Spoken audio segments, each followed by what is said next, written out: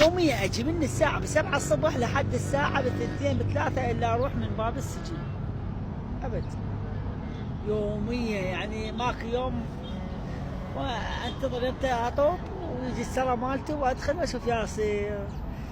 ياسر جون ايش بيه ايش ما بيه ايش محتاج ما محتاج. سألوا الإمام علي قالوا له شنو أقوى شيء خلق الله؟ قال هم الهم. أقوى شيء خلق الله الهم.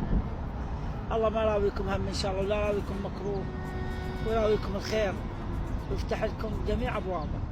أنا الله اعطاني قلب حلو أبيض يحب الحياة مرات، يحب الناس، يحب الحيوان، يحب النبات، يحب جميع شيء الله خالقه.